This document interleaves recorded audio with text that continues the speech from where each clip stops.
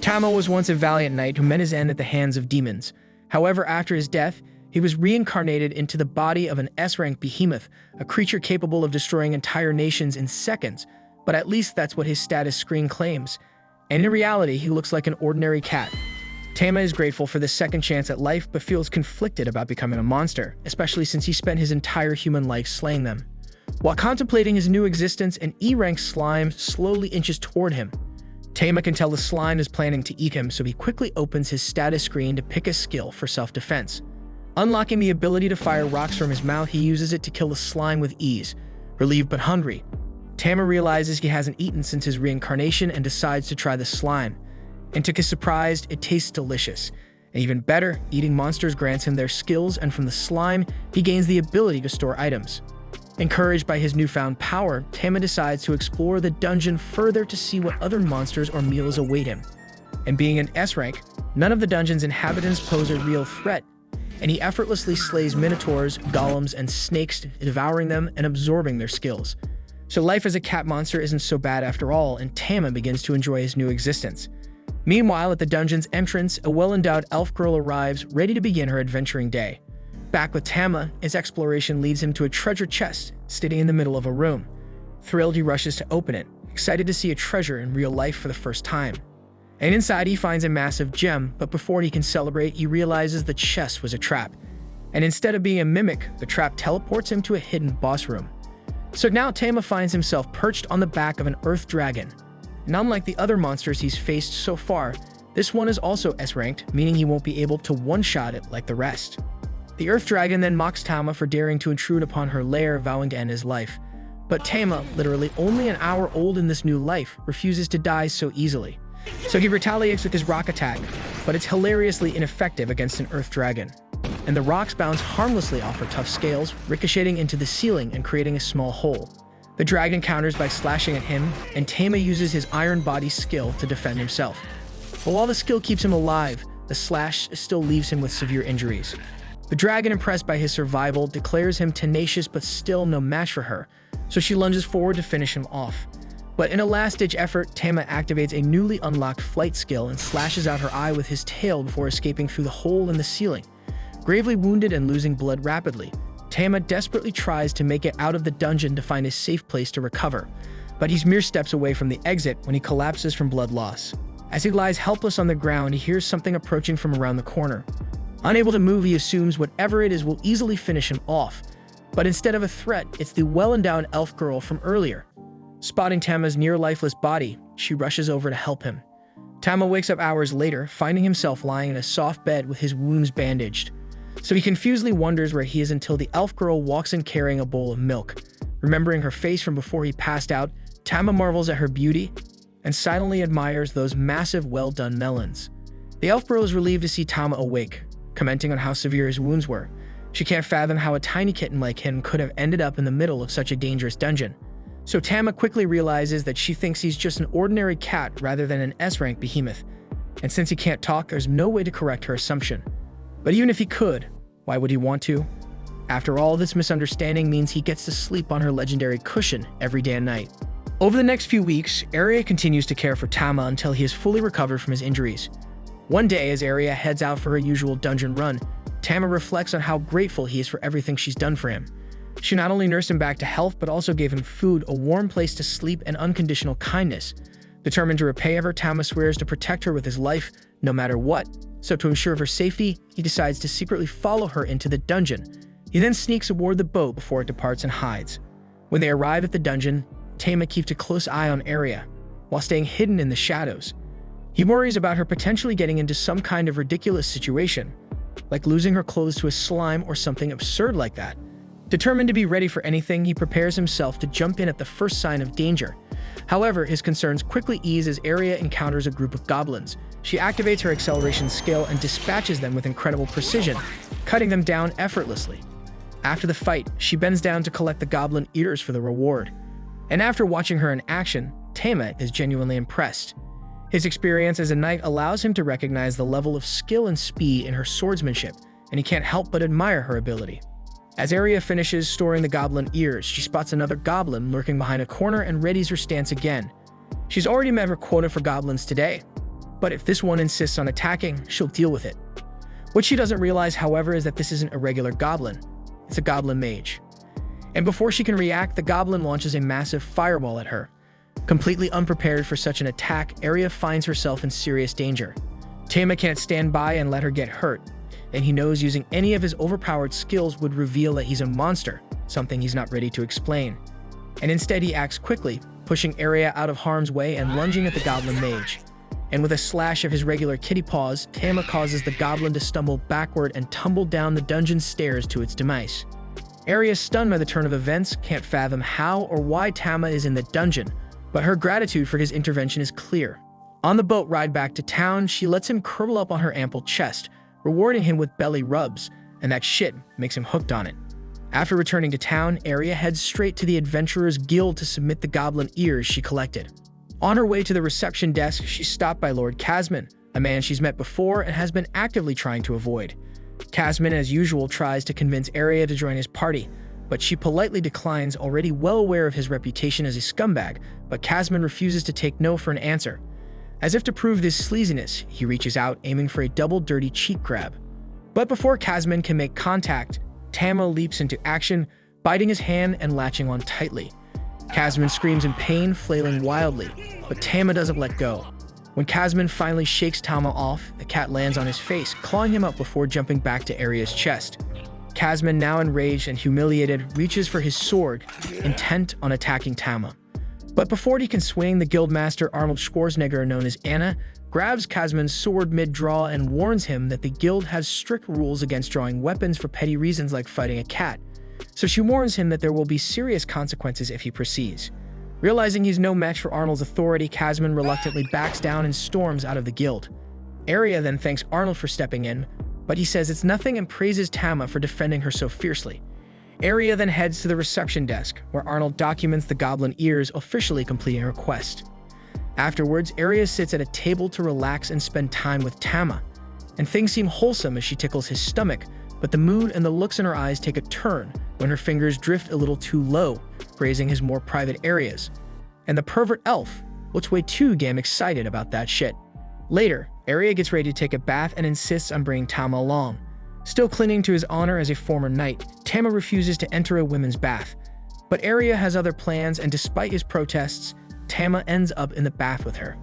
While they soak, Arya begins to talk about her dreams. She tells Tama about how her village was nearly destroyed by demons years ago, but the legendary sword Saint Alicia appeared and saved everyone. And since then, Arya has dedicated herself to becoming as strong and heroic as Alicia. The next day, Arya heads to the guild with Tama, and as they walk through town, Tama notices how well-liked Arya is by everyone. The townsfolk greet her warmly, showing how much they admire her. When they arrive at the guild, Arya cheerfully greets Arnold at the reception desk. However, Arnold's face turns serious as he warns her that today isn't a good day to be here and advises her to leave quickly. Unfortunately, before Arya can take his advice, Casman struts into the guild with an air of smugness. He loudly announces that after being injured by her cat, he reported the incident to the Baron. And as a result, he was issued a special order declaring that Arya's pet cat must be put down. Arya is horrified. Even though she hasn't had Tama for long, he's already incredibly precious to her, and she can't bear the thought of losing him. So she falls to her knees, pleading with Casman to show mercy. Casman, reveling in her desperation, proposes a duel. If Arya wins, Tama's life will be spared, but if Casman wins, Arya must agree to marry him. The terms are grossly unfair. Not only is Casman a higher rank than Arya, but the stakes are heavily skewed in his favor. Yet with no other options to save Tama, Arya reluctantly agrees. The duel begins, and he immediately kicks Arya in the side, sending her sprawling. As she recovers, he sarcastically compliments her speed, taunting that it won't be enough to defeat him. Arya then switches tactics, throwing a flurry of daggers at Casman, but his knife-proof cape renders the attack useless, and he easily deflects them. Casman then closes the distance and presses forward, relentlessly striking with his sword. Arya struggles to defend herself, but is eventually disarmed, leaving her vulnerable and at his mercy. With her weapon gone, all hope seems lost for Arya. Tama watches the scene unfold, his mind racing. If he does nothing, Arya will be forced to marry Casman, but if he steps in and uses his skills, everyone will realize he's a monster.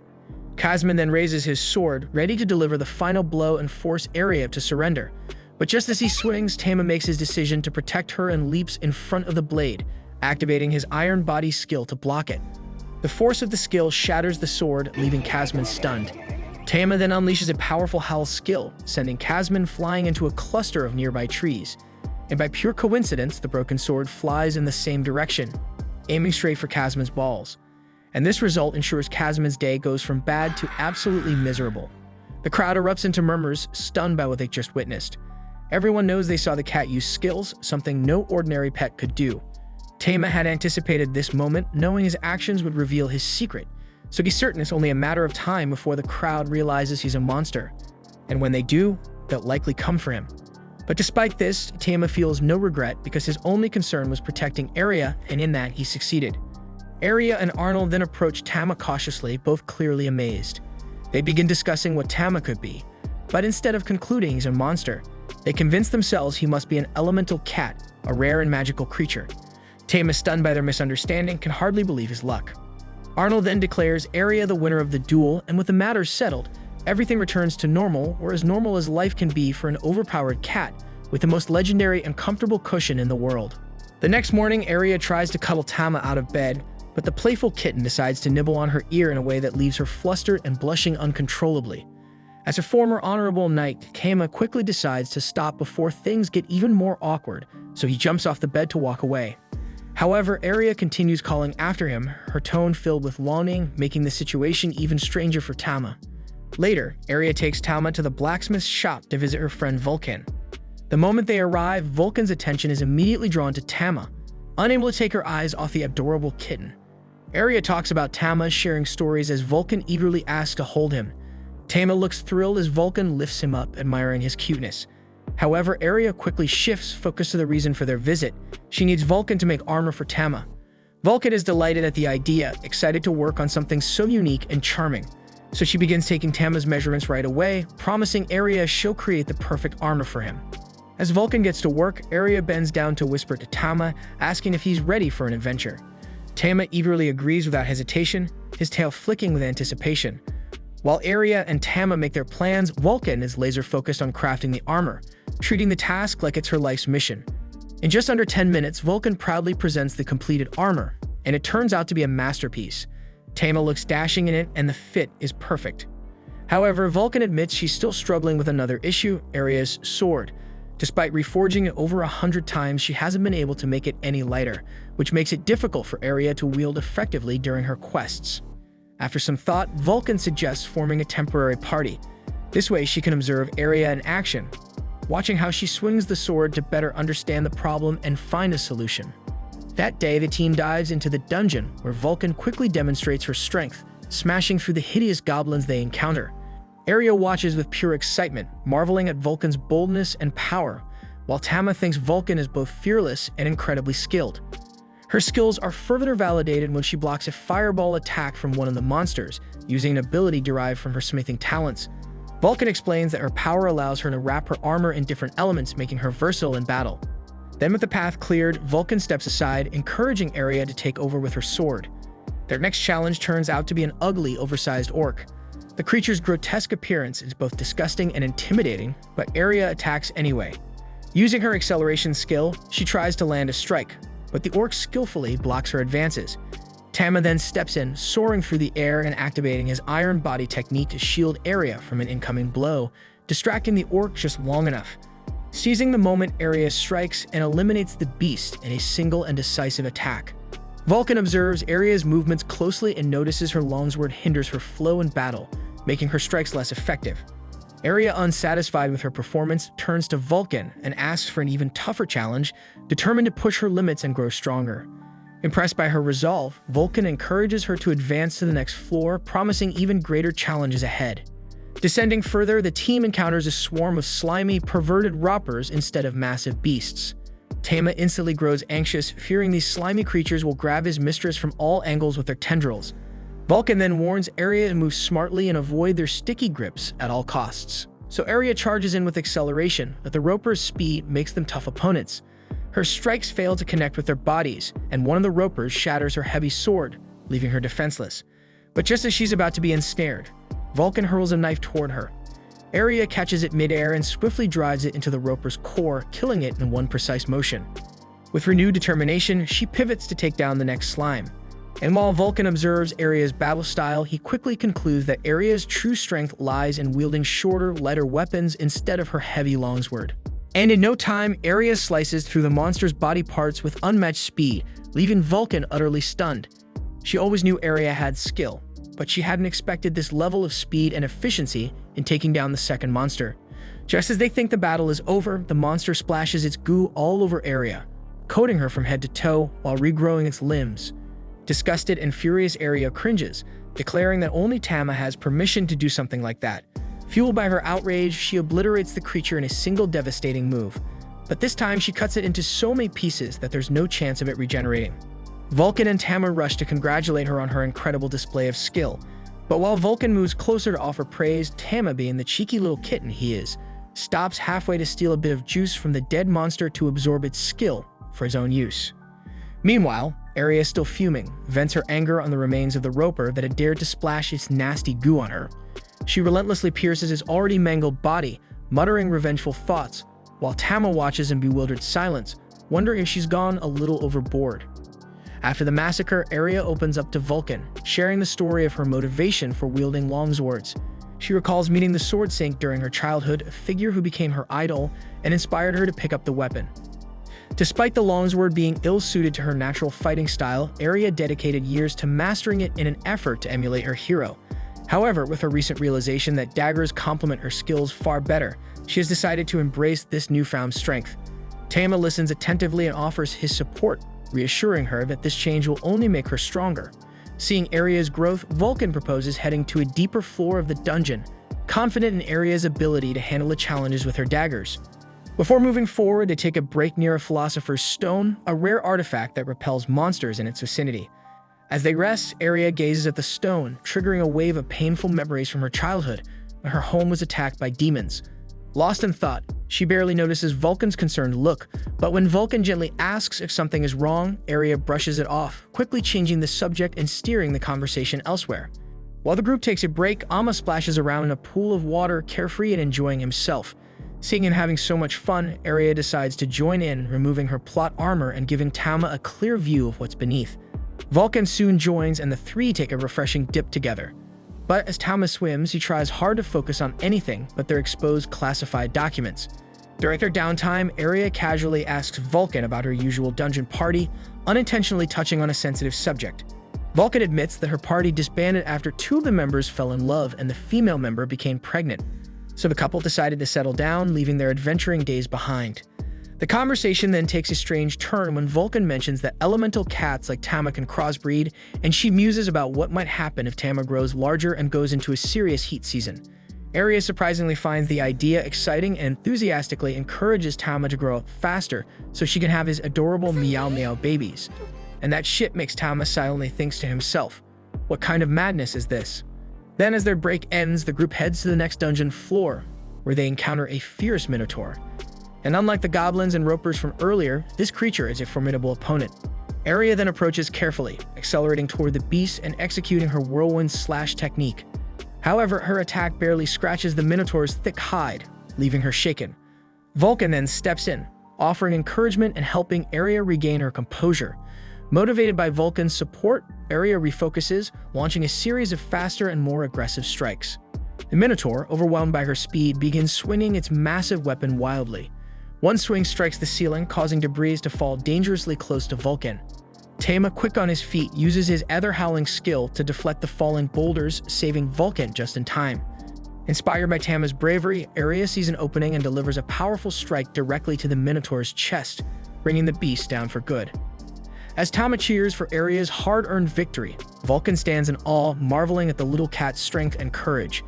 And her thoughts wander as she can't help but think that Tama is a really powerful alpha male. Back at the Adventurers Guild, Aria, Vulcan, and Tama hand over the loot they collected from their dungeon raid.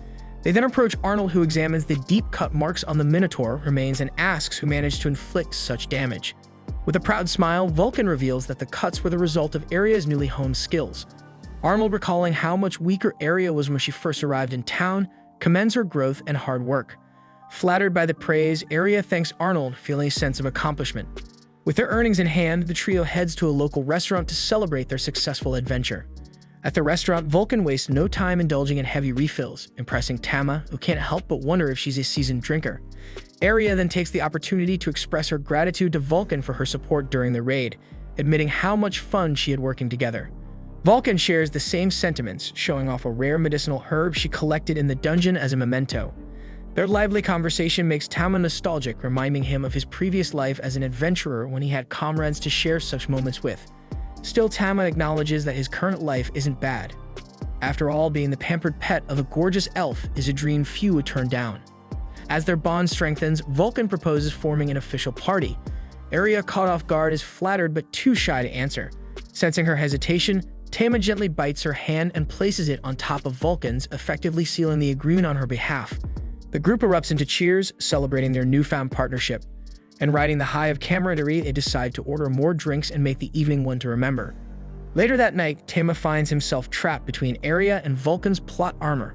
A snug, awkward situation doesn't help him sleep, especially when he hears Aria murmuring in her sleep, mentioning something about hoping Tama doesn't get too rough. Suspicious and mildly flustered, he manages to maintain his composure. Meeting a distraction, Tama checks his stats and is surprised to find he's eligible for evolution. However, evolving could transform him into a massive behemoth, potentially ending his current life with Aria and Vulcan. Choosing loyalty over power, Tama decides to remain their cherished and dependable pet. The next morning, while walking through town, Aria and Tama encounter two thugs harassing a young girl, accusing her of being a pickpocket. Aria steps in immediately, and when the thugs notice her elemental cat, they scatter to avoid conflict. Aria then comforts the girl, learning she's an orphan, and takes her to a local church, where nuns care for other children. Listening to Aria's heartfelt conversation with the nuns, Tama is filled with admiration for his master's kindness and vows to support her even more than before. That evening, Arnold calls Aria to the Adventurers Guild to congratulate her on being promoted to C rank. He hands her a gleaming new rank pendant as recognition for her hard work. But their celebration is interrupted by a commotion at the quest board. Arnold then explains that people have gone missing in Linnern, a nearby town, with whispers of demons being responsible. Hearing this, Aria's resolve strengthens. Driven by her grudge against demons, she eagerly asks for more information and declares her intention to accept the emergency quest without hesitation. Upon hearing the details of the case, Aria pressed Arnold for every detail she knew about the case. Vulcan grew uneasy at the elf's eagerness to take the lead, doubting it was within her capability. Yet Aria, unwavering, was determined to act before more people fell victim. Impressed by her determination, Vulcan offered his help, and Arnold observed that under the circumstances, a mercenary company might soon recruit the two. At that moment, a young man in a tunic stepped into the guild. He introduced himself as Cedric, and the adventurers immediately recognized him as the Duke's eldest son, renowned for his skill in managing labyrinths. Cedric greeted Vulcan warmly and assured her and Aria they'd soon fight side by side. Tama then remembered Cedric from the war called Ragnarok, where humanity fought against demons.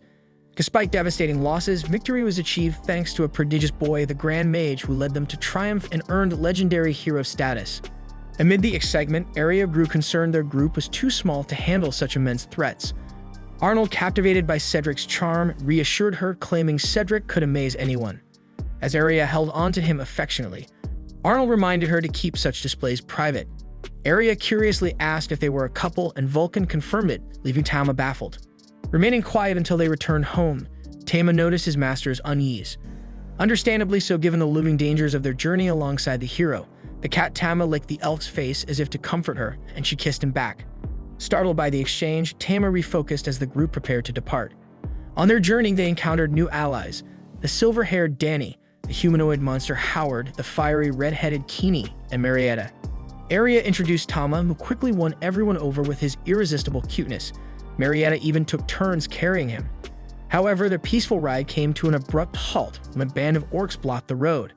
Cedric instructed Danny to handle the threat, and the swordsman effortlessly defeated the orcs without any visible effort. Vulcan gets intrigued and asked about Danny's abilities, and Kenny confirms he hasn't used any skills. Aria began to grasp the incredible strength of the Ragnarok heroes, while Tama marveled at Danny's sheer raw power, eagerly anticipating the chance to fight alongside him. When night blanketed the sky, they reached Leonard Village, where grateful townsfolk welcomed Cedric and his group. One villager revealed that many locals had mysteriously disappeared, with a search party lost in the ruins and another girl abducted the previous night. The revelation brought painful memories of Aria's homeland's invasion flooding back. The village leader then shared that Cedric's knights were their final hope. Seeing the warriors weary from their journey, the villagers swiftly prepared a hearty meal to replenish them. Later, as they settled into their lodging, Aria grew curious and asked why each of her companions had chosen to become knights. Danny explained that his family's poverty forced him to join to repay debts, and Howard shared a similar tale. Keeney needed money to buy medicine for her sister, and Marietta sought freedom for her father who was enslaved. Hearing these heartfelt stories, Tama noticed the sadness behind their motivations, and even Aria regretted raising the question. Yet the knights held no shame in their choices because they had paid their dues and were now carving their own paths. Cedric, on the other hand, revealed a starkly different reason. He had no interest in love or familial obligations. As the Duke's son, he joined the Order because he lacked a greater purpose and discovered joy in slaying monsters. His bluntness didn't sit well with everyone, but no one challenged his perspective. After dinner, it was time to bathe. While the girls relaxed, the boys, overcome by youthful mischief, tried sneaking a peek. Tama, ever alert, caught them in the act and, with a thunderous shout, sent Danny and Howard scurrying back to their quarters. Cedric watched their hasty retreat with mild amusement, wondering about their excitement for the journey, though he couldn't fully relate to it. With the group refreshed, they ventured deeper into the ominous Leonard labyrinth, unaware that a sinister creature was stalking their every move. To this lurking predator, the adventurers were nothing more than prey. It silently observed, preparing to gather strength and set its deadly plan into motion.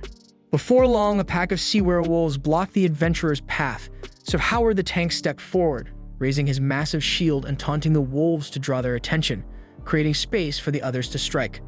Cedric then showcased his unmatched swordplay with precision, while Aria leaped into the fray, determined not to be outdone. Tama, observing the armored werewolves, considered unleashing a powerful roar but opted for a water-based attack instead. Then with pinpoint accuracy, he pierced one werewolf and swiftly took down two more, leaving his party stunned. The hidden monster, watching from the shadows, was shocked at how quickly his wolves were defeated, especially by Tama, who seemed to wield elemental power. Yet despite their strength, the monster knew he couldn't allow these intruders to advance. Reading himself, he prepared to escalate, either by deploying more weapons or stepping in personally. Back with the heroes, everyone was awestruck by the elemental cat's abilities. Aria, utterly captivated, openly expressed her admiration, even suggesting she wouldn't mind being subdued by Tama's strength. Though he found her words peculiar, Tama resisted his animal instincts, reminding himself that Aria was still his master. They soon arrived at a chamber filled with an oppressive, crushing atmosphere. So Cedric raised his hand, halting the group. Then from the shadows emerged Beryl Astaroth, the labyrinth's master. He declared that their journey would end here, revealing himself as a surviving demon seeking vengeance for his fallen kin. Danny immediately accused Beryl of targeting Leonard Village as an act of revenge, but the demon dismissed the accusation, claiming that Leonard was just the start of a far greater plan. Then with a sinister grin, he summoned a group of trolls to attack.